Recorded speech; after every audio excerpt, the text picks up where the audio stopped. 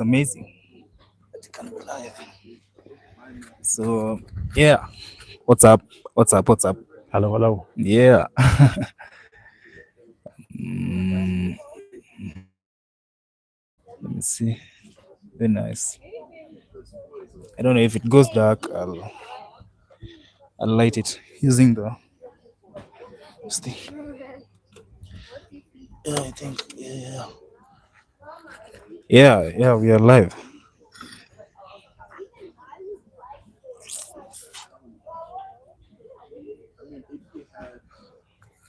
So yeah. That's about it. So anyway, what's up? What's up? What's up? Yeah, it's your boy Cosmic. I'm here with a financial revolutionary. That's what I can call him, Mr. Jason. From you've probably seen him in the Bitcoin space. Yeah, if you're a Bitcoiner, shout out to all the orange pilled members. Yeah, so I'm here with Mr. Jason from Tando. Hello, hello. Yeah, Tando in it. Um, I first saw, I first saw him, or I first met him in the conference. We had never met. I just saw him talk about his work, and bro, I was mind blown. I was like, God damn! You mean there's people can start something in the Bitcoin space, and it actually is meaningful. So we've met at a couple of meetups, Bitcoin meetups, and I finally gathered the courage. I finally mastered enough courage to actually ask him to do a live stream with me. So here we are. So yeah, what's up? Without further ado, I present to you the man of the hour, Mr. Jason. So welcome. Thanks for having me. Shake my hand. Mom, I shook founder's hand, so I've made it. I've made it. So yeah. So what's up, Mr. And I shook Jason? Cosmic's hand, so I made it. Yeah. Yeah, shout out to Cosmic. So anyway, let you introduce yourself, because Okay. Yeah. Yeah, as you said, my name is Jason. I've been in the Bitcoin space since about 2015. I've been a digital nomad since 2008. I've been an entrepreneur almost all my life. And so now I kind of find myself building Tando. It's kind of like the culmination of all my past experiences, from world traveling, experiencing many different currencies and how they don't work anywhere in the world, at least not very well, not as well as they could. I was speaking earlier, we talked before we got on camera about PayPal shutting me down. So I had a very specific need for a permissionless censorship money that could not be stopped. And that kind of led me to Bitcoin eventually. And yeah, that's kind of a high level intro. Oh. Yeah, I think that's okay. Jason was telling me about his journey before he actually developed Tando, and it's amazing that he has come into the Bitcoin space as it's actually a solution for him. It's not actually about him getting rich or anything. No, for him, it actually solved a major problem in his financial journey. Mm-hmm. So, the question I can ask this afternoon, this Monday afternoon, where did Tando start from? Or rather, before I even start with Tando, let my viewers know why Bitcoin for you. Why Bitcoin? Wow, why Bitcoin? Yeah. Many reasons, but the most simple reason is that the money that we grew up using for the last 50 years has been an experiment, and I would say it's been a failed experiment. The fact that there are people so shady.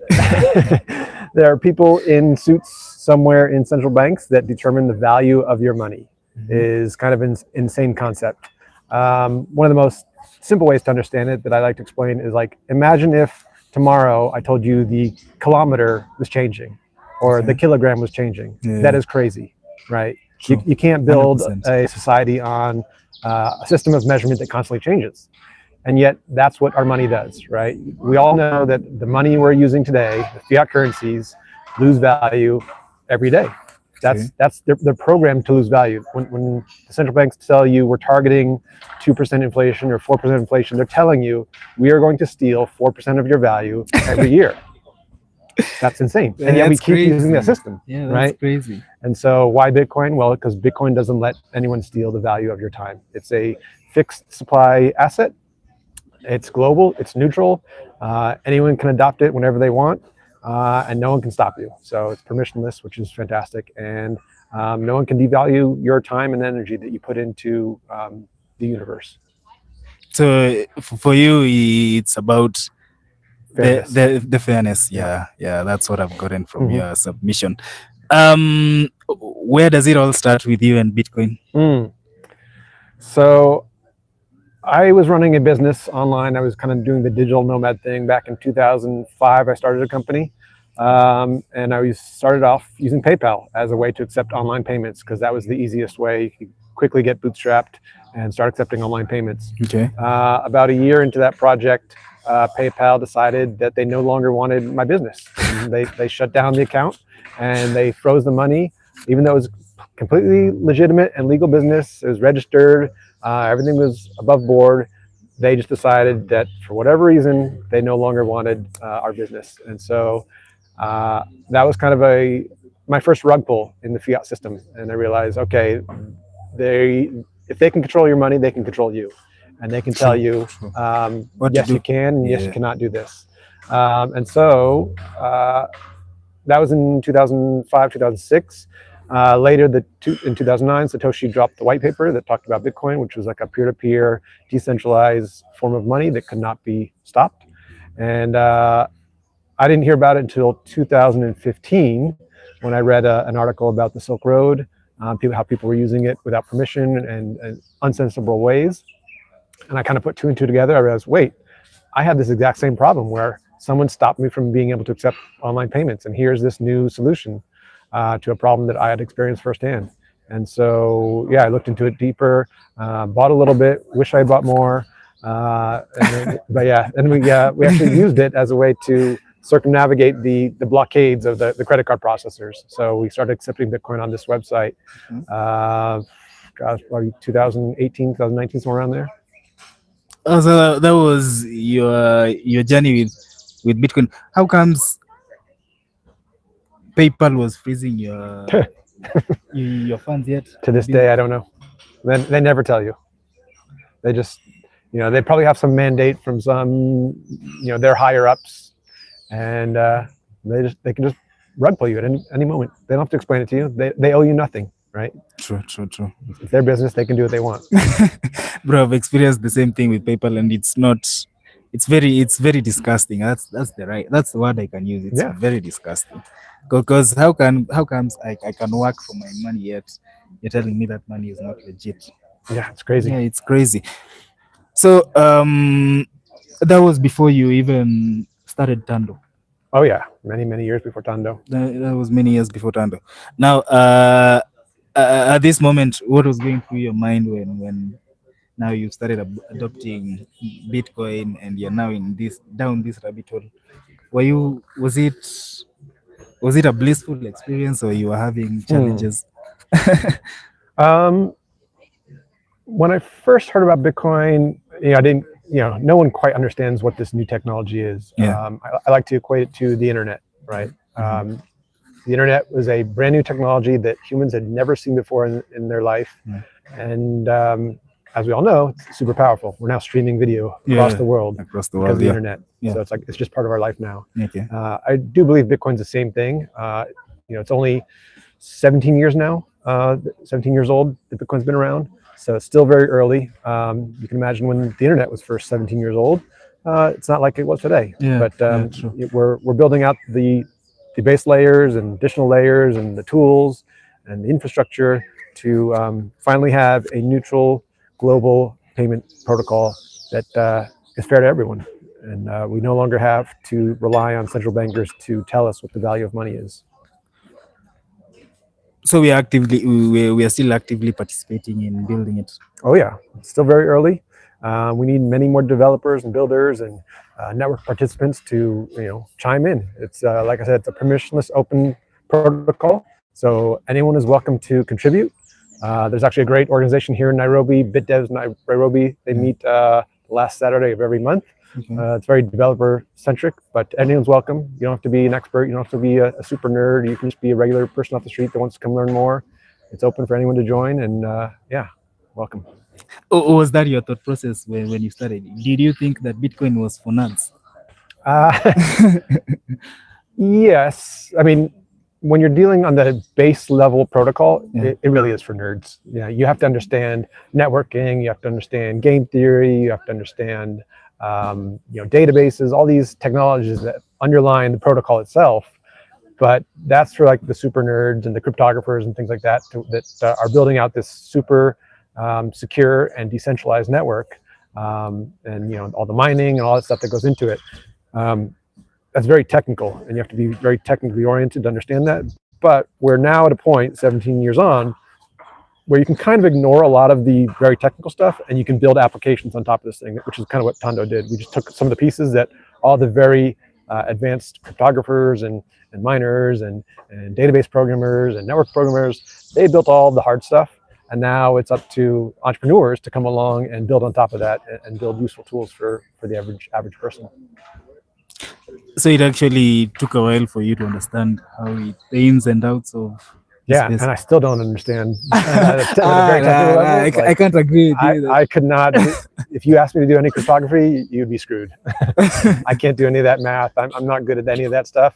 I just understand. I can see the pieces of the puzzle, and I can kind of put them together in new ways that maybe haven't been done yet, which is kind of what we did with Tando. So yeah, and there's many more ideas that need to be thought of and built. So everyone's welcome to come help contribute and add your 2 cents to the network, or 2 sats, I should say. Yeah, that's nice one. So take me through how or when you decided Tando. At what point does Tando now get birthed? Yeah, so like I said, I'm a digital nomad. I've been traveling all over the world. I've been to 142 countries now. And anytime I would research a new country to visit, I'd always want to see what are the attractions. Whether it's, if you come to Kenya, you're probably going to go to Masai Mara. You might go to Lamu. I was going to come to Nairobi. For me, one of the attractions, believe it or not, and this might be very nerdy, like M-Pesa was an attraction for me. I was so impressed. Yeah. I was always so impressed about, wow, they leapfrogged the whole world with this mobile money revolution, which kind of spread all over Africa. I thought it was the coolest thing. You can send money on your phone, and it's fascinating to me. And so I wanted to come here and see it and experience it firsthand.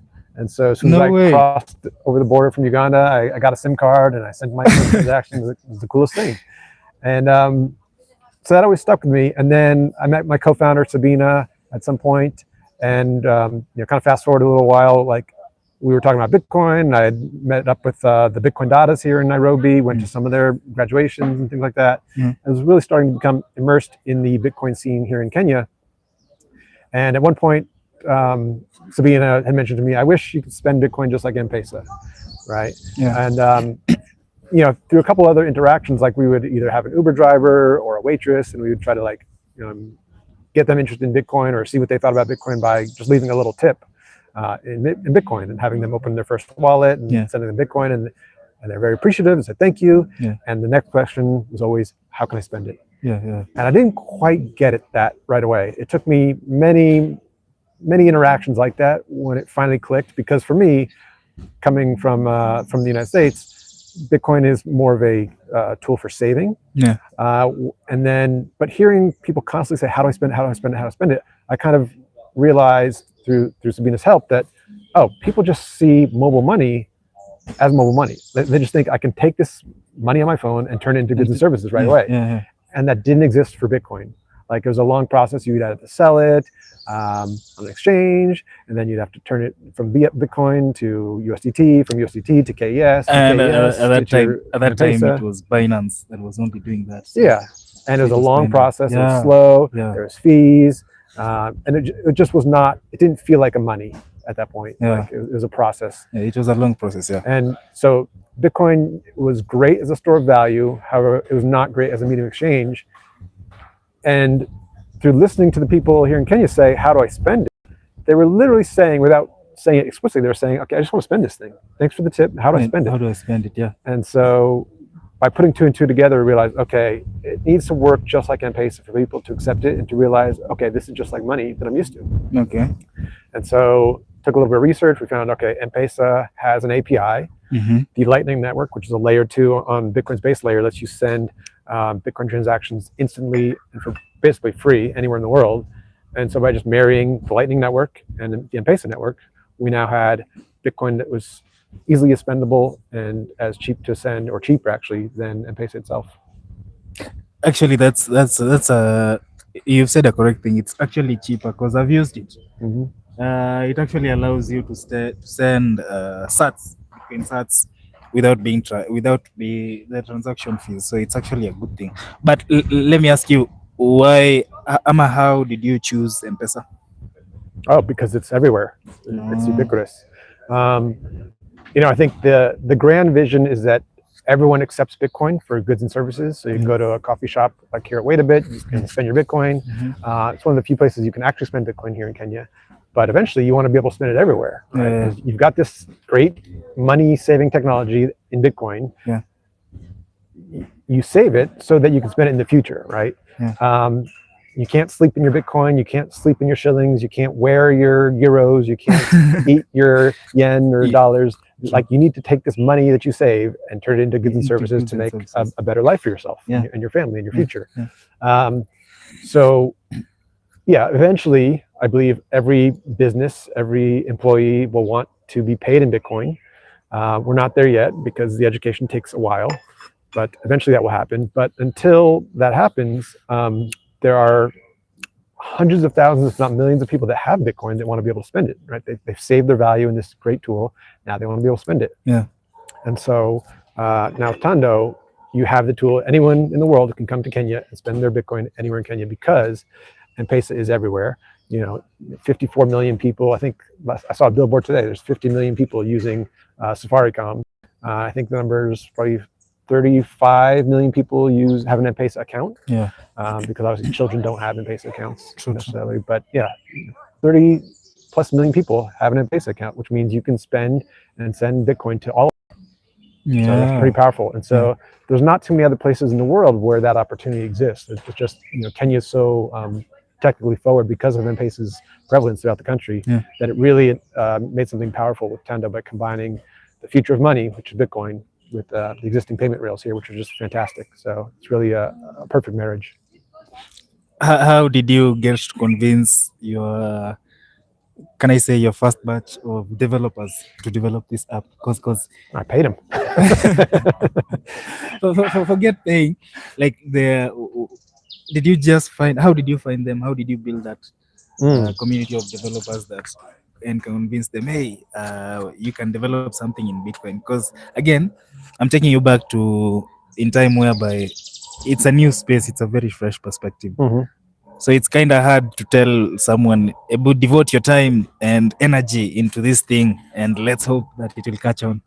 So how did you, apart from the incentive of a few dollars or a few Bitcoin here and there? Yeah, well, I mean, one of the great things is that Kenya and Africa in general is like it's got a very young population, and young people tend to be much more open-minded. They're not like stuck in their ways like the older people. and developers are always looking for the cool new thing to build on. And so it's like the perfect melting pot of young people and curious people and people willing to try new things. And to be honest, like the money's broken here just like it is everywhere. And so when you say this could be the solution, people are like, all right, let's try it, because whatever you've got now is not working. So I think everyone wants to make the world a better place somewhere deep down inside. You want to leave the world better than the way you found it. And so that's the whole kind of journey of entrepreneurship, is like, let me try to build something that saves people time, saves people money, makes their lives easier. And so you're just trying to build a product that people want to use. And so and I think also, like, a lot of developers, they might see dollar signs in their eyes. They're like, oh, if this startup takes off, it could be a multi-trillion-dollar company and I could have shares in this thing. There's that possibility that you can build the next great platform, whether Facebook kind of thing or TikTok or whatever, or some Tesla or SpaceX. Like, who doesn't want to be a part of building something cool for the future? So I think developers are always open-minded to that opportunity. So you actually can I say you actually connected with people who actually wanted to be in the space. Yeah, both Bitcoiners and just in general developers. I think developers, technology is an incredible tool, and especially now these days with AI vibe coding, like anyone can build anything you can think of. It might not be perfect out of the box, but at least you can get the proof of concept out there and have people test it and give you feedback and just go from there. Because it's just all about iterating. You've talked of something very profound, the testing part. With building something, there's the trial run. Take me through the process of you testing your first. Yeah, so after Sabina kind of incepted the idea into our heads of like, okay, can we spend Bitcoin just as easily as M-Pesa? Then it was just a matter of, okay, does the technology exist in the first place? And luckily, M-Pesa does have a developer API called Daraja. Yeah. And so that allows programmers to build on top of the existing network. And so we just had to take, Bitcoin in on one side. That's the spenders are sending Bitcoin into Tando. Yeah. And on the outside, we're just using the M-Pesa network to send shillings out the backside. Yeah. So, Bitcoin in, shillings out. And the nice thing about that is like, I don't have to go to 300,000 merchants across Kenya and convince them to use this new payment. They already have their business running. They're happy accepting shillings. Yeah. But there's all these people, both in Kenya and outside of Kenya, that want to be able to spend their Bitcoin, right? They don't want to hold on to the broken money anymore. They want to have the good money. Yeah. And so, but if there's still a lot of friction about spending that money, it's kind of a pain. Yeah. And so then you're kind of like walking with a leg on both sides. You've got your leg in the fiat world and you got your leg in the Bitcoin world. And it's not that convenient. So back to your question. So we looked at the API, saw it was possible. So we built a very rudimentary prototype app that just had send to till number. Okay. So it was a very simple, here's the till number, type it in, how much do you want to send? Yeah. 500 shillings, whatever it is. Generate a Lightning invoice for that amount, equivalent in Bitcoin, and then pay the invoice. And then you, on the server side, you're listening, was this invoice paid? If true, then send the equivalent amount of shillings out to that till number that the person put in. Okay. And so we tried it and it worked. It's like, oh my God, this is incredible. This is so cool. And we're jumping around and so happy about it, very excited. And then realize, okay, if it works for till numbers, then it will work just the same for send money and pay bill. And so I was like, let's build out the other two payment methods, build an actual app, submit it to the app stores, and then put it into people's hands and say, do you like this? Would you use it? Any feedback? Does it break? Does it not do what you expect? Is it slow? Is it expensive? Blah, blah, blah. Get all the feedback and then just keep building and iterating and making it perfect. Or as perfect as you can get it. About you convincing guys from M-Pesa to actually partner with them.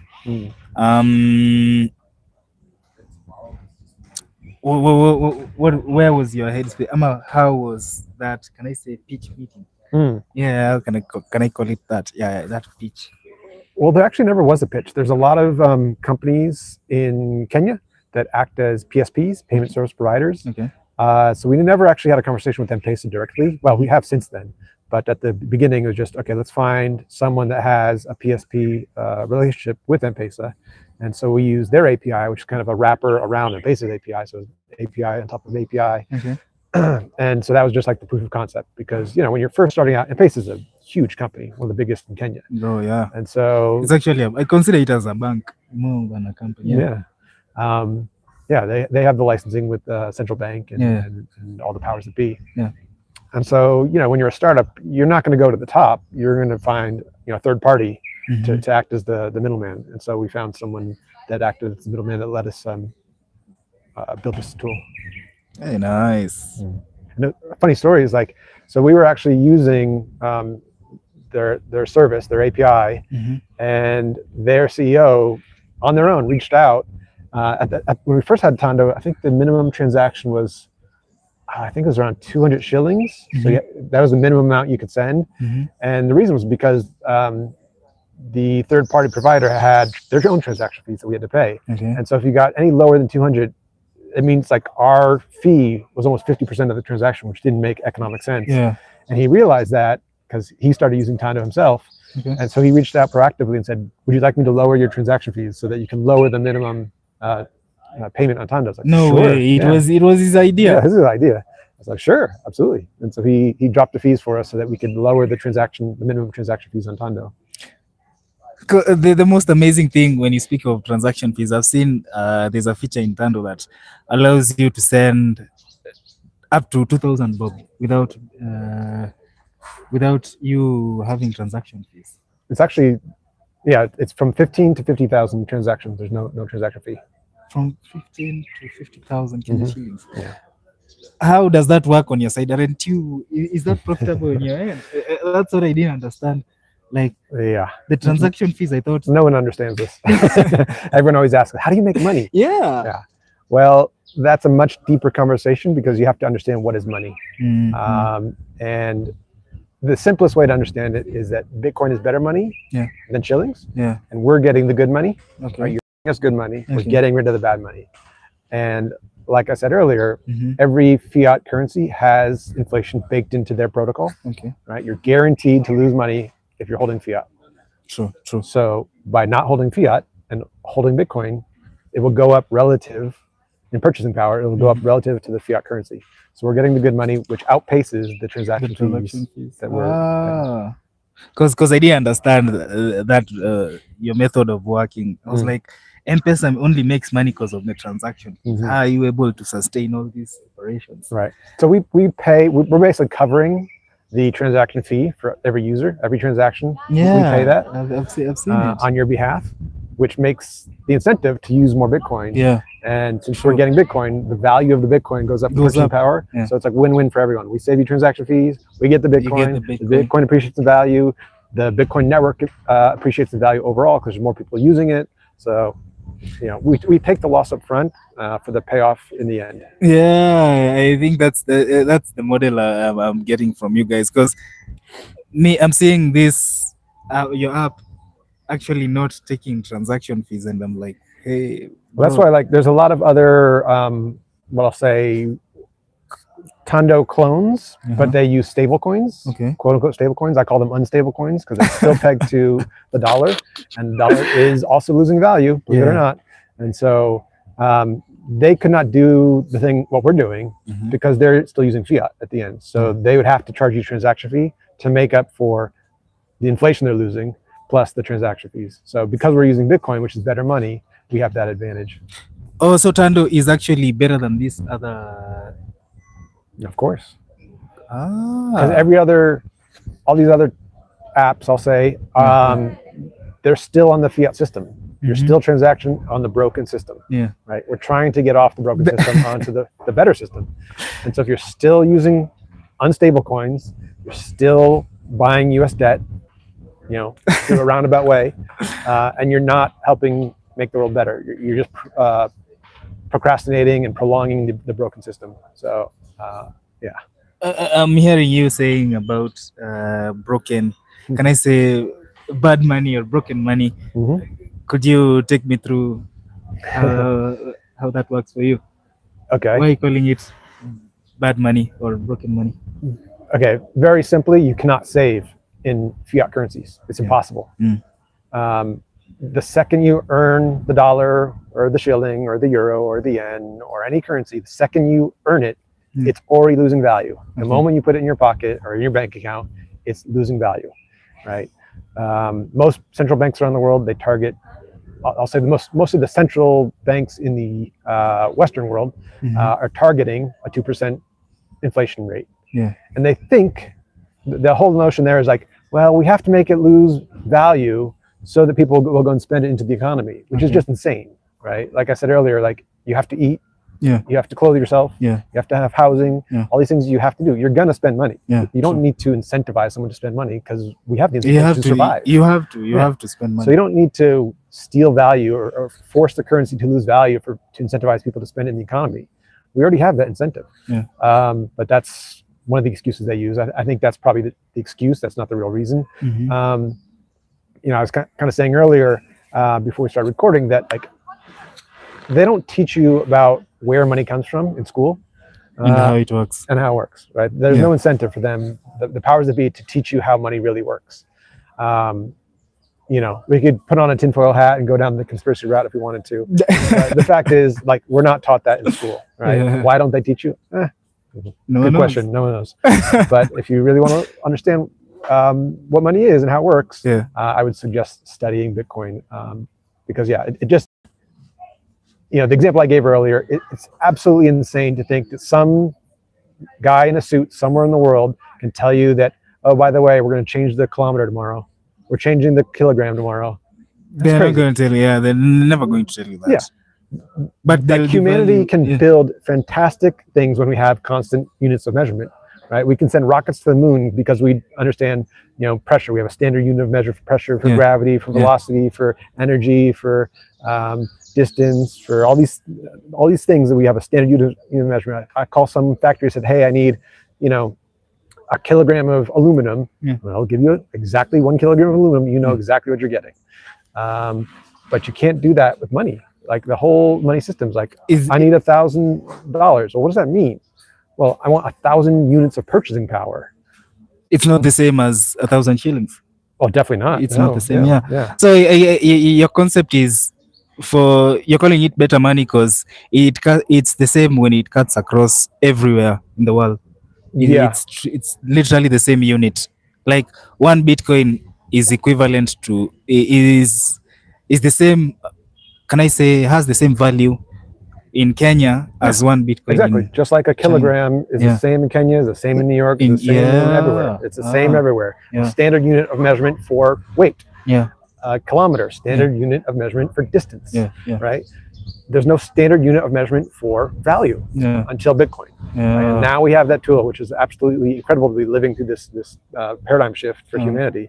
I don't think people appreciate that as much as they should, but it's a very hard thing to wrap your mind around because you grow up in a system where, for one, you're not taught what money is or how it works. And so you just kind of assume you grow up into the system of, okay, I've got 100 shillings and I could go and turn this into a bottle of water or whatever it is, and you just accept it. But you don't have the time to really question and dig deep. And it's like, okay, could there be a better way? And we're finding out that, there's a much better way. One that doesn't steal value from you while you're sleeping. So it actually retains its value and its value goes up. That's why This is another very difficult thing to wrap your mind around. Goes up relative to what? It's going to go up relative to the fiat, which is losing value, right? Bitcoin being a constant 21 million units, it's actually not going up. It's staying constant, 21 million forever. Just like 1 kilogram forever. 1 kilometer forever. When you say it's going up, it's because the fiat is going down. When you're looking at a chart of Bitcoin's price, its price is measured in broken fiat. And so of course it looks like it's going up relative to the thing that's breaking down. So you got to change your perspective. It's constant. No, I get you. I mean, that kind of goes back to how can Tando be profitable? Because the fiat's losing value. So Bitcoin relative to the losing value fiat that we're getting rid of goes up relative. So you got to just flip your perspective. I think that's why we are here today. Change perspective. To change my perspective. Nice. So you've told me of how it started. You've told me of how you guys talk to M-Pesa people. So why the name Tando? How did that come about? That's a good question. So my co-founder Sabina, she was part of a hackathon at the Africa Bitcoin conference in Ghana. It was about 3 years ago, I believe. And that hackathon ended up creating a product called Splice Africa.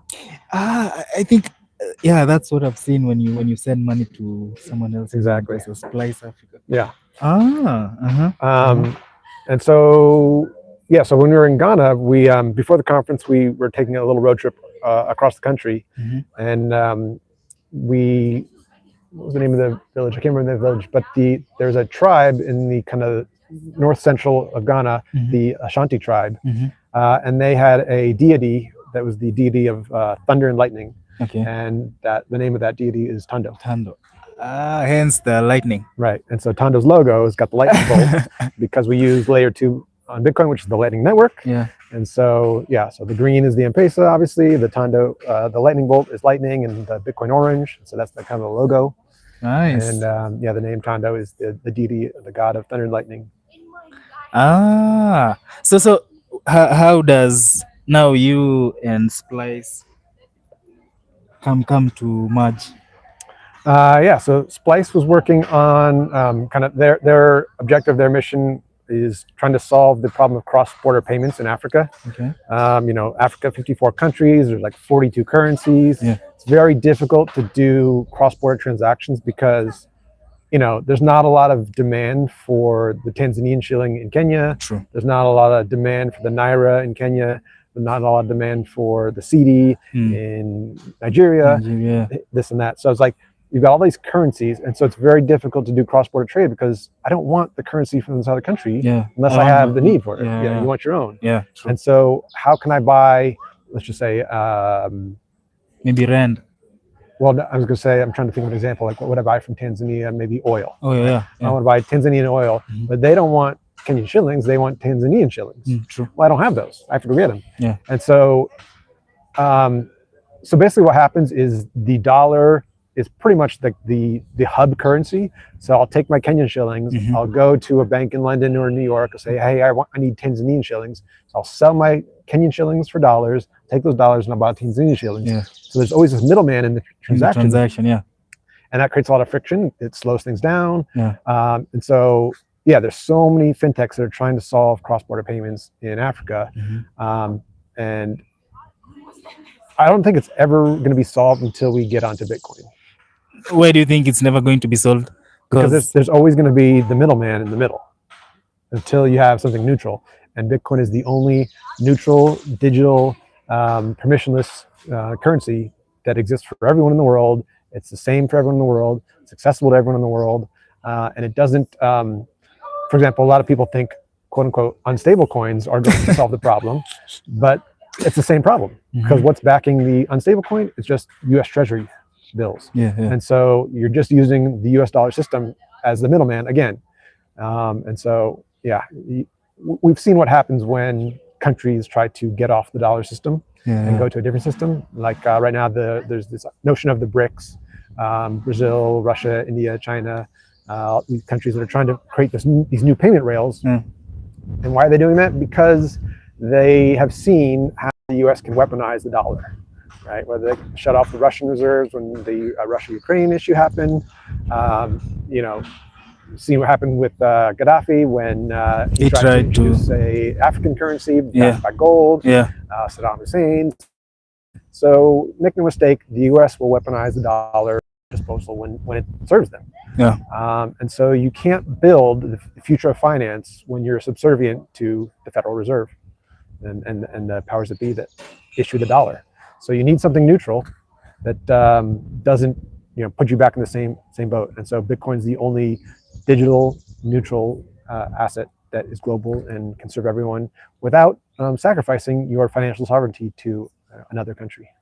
So do you think, before I go on to the next question, do you think Bitcoin is facing pushback by CBDCs, the central bank digital currencies? Yeah, I think the powers that be, the people that have the power and the control, they want to retain that power and control, right? So they're going to try to compete with Bitcoin in any way, shape that they can. They're obviously going to be inferior because they are centralized, right? And again, they're if they have a programmable money, they're going to program it in ways that benefit them. You can only spend your money on these days or on these products or when we say. And if you don't, it expires, or You end up paying us an interest rate for holding your money that you don't spend fast enough, right? All these people, like there's people, it blows my mind that there are people on this planet that want to control other people and tell them how to live. That's the most sick thing I can think of, but hey, they exist. To each their own. If you like freedom, it's behooves you to resist their desire for control at every possible step you can. Yeah, you need to take back control. Absolutely. And you can't do that with fiat currency. No. If you use their money, they can control you like a puppet. Yeah. I think I've experienced that. What can you say in the incentivizes people to use Tando apart from now with not apart from like what do you think is the biggest incentive when it comes to Tando? Well, the fact that it saves you money is a huge incentive, right? If you use the traditional rails, you're going to pay transaction fees. But like we said earlier, Tando saves you on those transaction fees. So right off the bat, you're already saving money, which means you can put that into, things that you desire, school fees, food, vacations, whatever it is you want to save for your future. That's now back in your pocket. You can turn that into more Bitcoin, in fact. And there was a time in December whereby Tando was experiencing downtime. Well, what was the cause of that? Was it in December? Yeah, it was in December. There was a time Tando experienced, can I say a technical hitch? It could have been, I know M-Pesa was upgrading their network at one point. Yeah. Might have been the same time, if that's what you're referring to. So yeah, we are still reliant on the M-Pesa payment rails to fulfill the Kenyan shilling side of the transaction. Okay. One of the nice things about Bitcoin is that it's final settlement. So what does that mean? With things like credit cards, Visa, MasterCard, you can dispute a transaction. You can do a chargeback. Okay. I'm sure in M-Pesa, you can call up Safaricom and say, hey, reverse my money. So that's possible. With Bitcoin, there is no reverse system, right? Yeah. So one of the nice things about Tando is the fact that you're sending us Bitcoin. That means we're guaranteed that Bitcoin is final settlement. There is no chargeback. There is no reversal. And so if for any reason we cannot fulfill the Kenyan shilling side of the transaction, we can always refund you your Bitcoin, right? Because we're guaranteed that Bitcoin, you can't charge that back. And so we can always make sure, like, if for any reason we can't fulfill our agreement, you'll get your Bitcoin back. So you're always made whole. You're never in a situation where you've lost money with Tando. Have you been in instances where you needed to refund someone else's money? Oh yeah, like for example, if for some reason someone types in a phone number wrong and misses a number, and that number is not attached to an M-Pesa account, we'll receive the Bitcoin because we don't release the shillings until the Bitcoin is received. So you'll send us the Bitcoin for that transaction. We'll try to send the shillings to that number, but it'll get rejected because there's no account for it to settle in. And so in that situation, we have the Bitcoin and the shillings did not leave our account. So, you just reach out to Tando, say, here's my transaction, here's my app ID. I tried to do this, I screwed up the number. And they'll say, okay, give us a lightning address, we'll send you your Bitcoin right back to you. Hey, nice. You've been in operation now for how long? Almost 450 days. 450 days. A little bit over a year. Is that the biggest challenge you've faced? Like refunding people's money? What's the biggest challenge you faced while you're in operation? I wouldn't say that's really a challenge. It's just a nature of doing business. We're trying to show Kenyans and the world that Bitcoin is the best money. It's kind of like our mission. And we already know Bitcoin is a phenomenal store of value over time. But store of value is just, you're storing it over time, right? At some point, you want to utilize that value and turn it into goods and services that you can use to make your life better. And so our mission is kind of like to show people that Bitcoin is really good money. And so part of doing that is making it reliable and trustworthy. And so, it's just a nature of doing business to show, like, don't worry, you're not gonna lose money. We have the Bitcoin, we can send it back to you if the transaction doesn't settle. But that's, it's very rare. People mistyping a number is not the most common thing.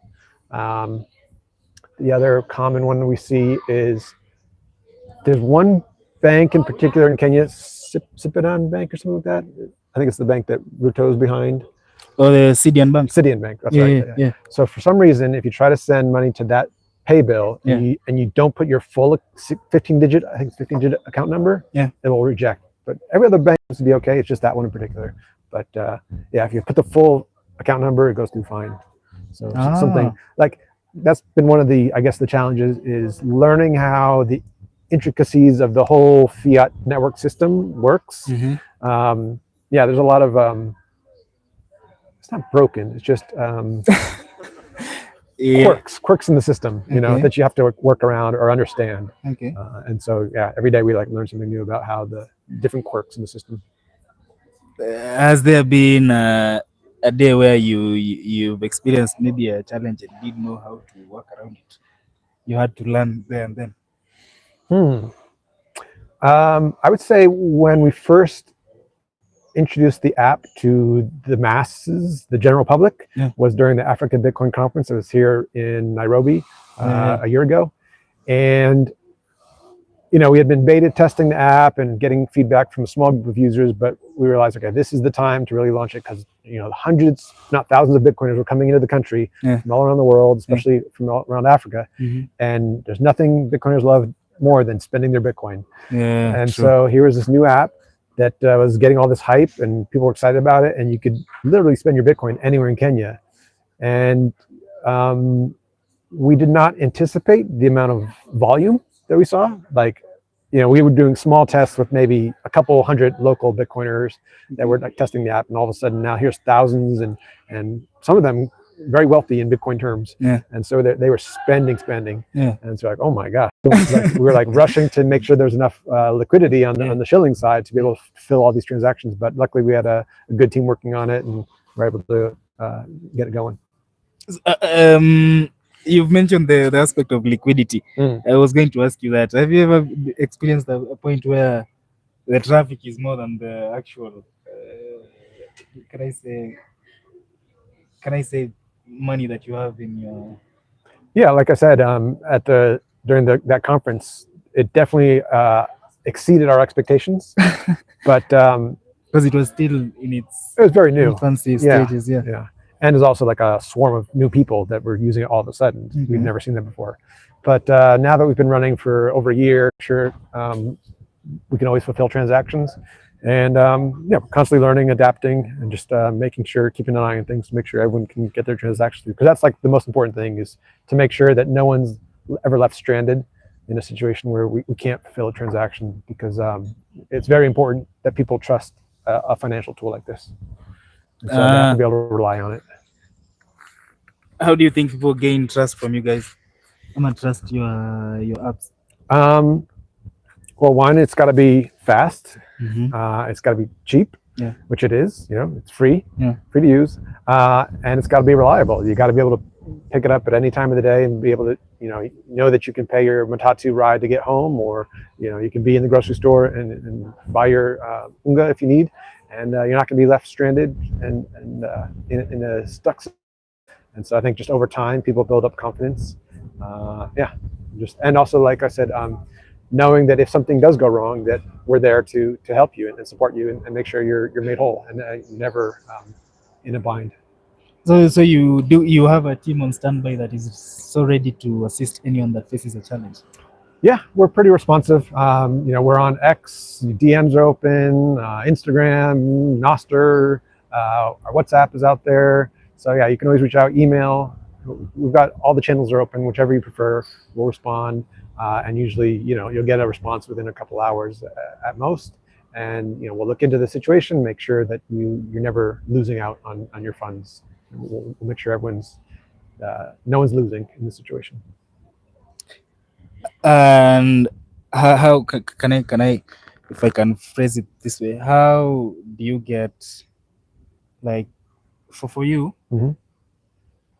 it's an easy thing to pitch to people, potential clients that are going to use your payment system. How does one actually trust that your payment system is okay to use yet there's no such thing as maybe passwords, KYC. You don't do KYC. No. Yeah. KYC is called kill your customer, and we do not want to kill our customers. We love our customers. We want to treat them with love and respect and make sure their needs are taken care of. Yeah. Why would we want to kill our customer? I'm not even kidding. Like, there's people, like, especially in France, it's terrible. So there's a hardware wallet called Ledger, Okay. that just had a data leak. Yeah. Millions of data got leaked. Okay. And so Ledger is a hardware wallet where people buy this tool to store their crypto assets on. Yeah. When you take customer data and you leak it, Yeah. and that data is tied to financial transactions, like everyone that's a Ledger customer probably has some crypto on their device, and now their data is leaked, and now bad people can know exactly where to go find these people because they have their addresses. They say, oh, here's all the people, here's millions of people that bought a hardware device to store their crypto on, and here's their address where they ship their device to. That is absolutely terrible, right? One of the great things about Kenya is they got very strict data privacy and data protection laws. Yeah. You know, as a startup, the last thing you want to be doing is storing customer data. Yeah. You know, that is a huge liability to be responsible for that data. True. And if anything should go wrong and, you know, one of your customers gets harmed or, you know, God forbid, killed, hey, that is a PR nightmare on your hands. Yeah. And you do not want that.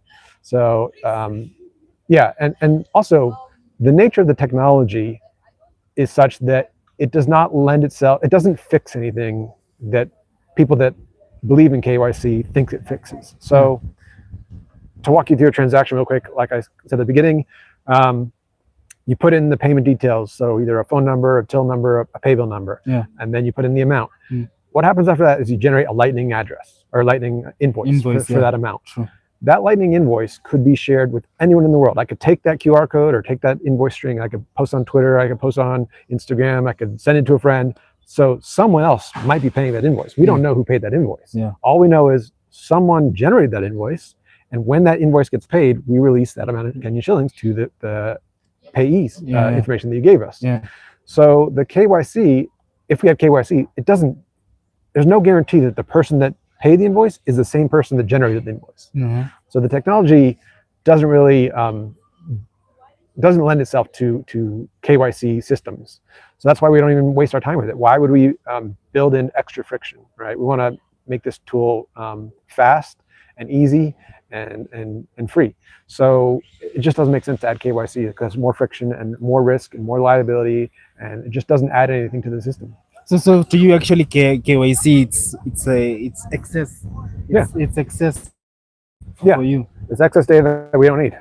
Oh. So why would we capture it? It's just, it puts us at risk, puts our customers at risk. It's we want to protect our customers. We don't want to put them at risk. It's insane to capture that information. Yeah, because the first time I installed your app, I expected to be asked, hey, your ID, let me scan my face, to see who is using. But and the other thing is, like, we're doing, like I said earlier, like our goal is to show people that Bitcoin is money, like for spending, right? True. So we're not doing $1 million transactions. You can't send $1 million through Tando. Yeah, it's your daily spend. It's your buying your coffee, buying your groceries, paying your school fees, paying your rent. It's not big money, right? Like it's capped out at 50,000 shillings. Yeah. You're not doing anything illegal with 50,000 shillings. 50K. So. So you maybe you're buying illegal alcohol. That's you should go after the people that are making the illegal alcohol. Yeah. So it actually fosters Bitcoin as everyday money. Yeah. Right. That's really our mission. Can you turn this magic internet money into goods and services? And absolutely you can. Yeah, it works just like M-Pesa. You get an M-Pesa transaction receipt at the end of the transaction. You show that to the merchant. They see that same receipt on their end. The merchant doesn't need to know anything about Bitcoin. All they need to know is they got the Kenyan shillings, and you had the freedom to spend your Bitcoin anywhere in Kenya. Nice. Where did you first start rolling out this your operations? It was around, well, the latest version was end of November of last year, or 2 years ago, I should say. Okay. Yeah. I was asking where in terms of in the country. Well, we started in Nairobi because that's probably the highest concentration of people with Bitcoin. Okay. But it's spread all across the country. So we're at Wait a Bit Coffee right now. Yeah. One of the founders is Eric of Gridless, Yeah. and they go all across the country trying to find hydro and geothermal power, electricity that they can tap into and mine Bitcoin off of. Okay. And so he was in the very, very, very north of the country, and he was buying gas from some guy on the right side of the road that had a jerry can full of gas, and he was filling up his tank with it. He used Tando for that. A couple of weeks later, me and Sabina were in the very, very south of Kenya, going to the islands and trying to see some dolphins. We spent Bitcoin down there through Tando. So from border to border, coast to coast, all across Kenya, Bitcoin be spent through Tando. I think the biggest advantage you guys have it's that all your operations are just fully online, so you are very mobile. Yep. Very, very mobile. Yeah, and we benefit from the fantastic M-Pesa network. They did most of the hard work. We just the heavy lifting. Oh yeah. Yes, without them, it'd be very hard to do what we're doing. True. Can I ask you about the legal framework? Was it challenging? Was it a challenge getting around the legal framework? It was a walk in the park? Yeah, I mean, we just registered a business just like any other business. Okay. Go on the eCitizen website, you establish the business, you pick the name, you get your CR12. The CBK, the Central Bank of Kenya, they issued a notice at some point that said, crypto and Bitcoin, it's not illegal, it's not anything we regulate, we're not in control of it. Do your own research. Some of the stuff could be scams, but so we have no authority over it. So they didn't say it was illegal. They didn't say it was legal. It's just kind of this gray area, which is a perfect opportunity for entrepreneurs to step in and say, okay, I'm gonna, me as a Bitcoiner, I'm fully confident that Bitcoin is not a scam, whereas most of the rest of crypto probably is. Yeah. Most definitely is. We can go into that, but yeah, like I said, Bitcoin is a neutral, open, decentralized protocol. Okay. And it's been running flawlessly for 17 years now. And there's no one at the top. There's no CEO of Bitcoin. There's no headquarters of Bitcoin. So there's no one to quote unquote scam you. There's no one to rug you. It's just a protocol, just like the internet's a protocol. And so I feel very confident that, me as a foreigner coming into Kenya, I would be very uncomfortable and feel like I was taking huge risks by building on some other digital financial asset that undermined the Kenyan government's financial infrastructure, financial sovereignty. But with Bitcoin, that's not the case because it's neutral, right? If you look at quote unquote stable coins, those are tools of the US government. And so those undermine Kenyan sovereignty, financial sovereignty, right? Because you're giving more power from Kenya over to the US government, and the money printer of the United States. Or any like Euro stablecoin, same thing. You're moving your financial sovereignty from Kenya over to the European Central Bank. So why would you do that? Bitcoin's neutral, so that's the only one that I would feel comfortable as a foreigner building on. And, I don't feel like I'm threatening the Kenyan regulators in any way, shape, or form. In fact, I'm adding value because just like tourism is a big industry here in Kenya. Why is it a big industry? And why is it so important to the economy? Is because all the foreigners, they bring their foreign currency, mostly dollars, into the country, and that benefits Kenya greatly. The same thing is true for Bitcoin because it's this global neutral currency. The Kenyan regulators, the Kenyan government wants Bitcoin coming into the economy. That's a good thing. And so we're helping to facilitate that by creating this tool where anyone that comes into Kenya can now spend their Bitcoin into Kenya. So you're actually, it's like you're aiding tourism, but with money. Absolutely. It's a win-win. Like the tourists can come, they can spend their Bitcoin freely, and there's more Bitcoin now in the Kenyan economy. And since Bitcoin is a proof of work network, which means it's backed by energy, every country wants more energy, right? Energy is the lifeblood of an economy, right? We can do incredible things when we have energy. So we want more energy coming into the local economy. can I say in the can I say in the technical space, am I in the fintech space in Kenya? Uh, are you witnessing growth? Am I? How can you best describe it, the fintech space as of now, as compared to the time that you came into Kenya?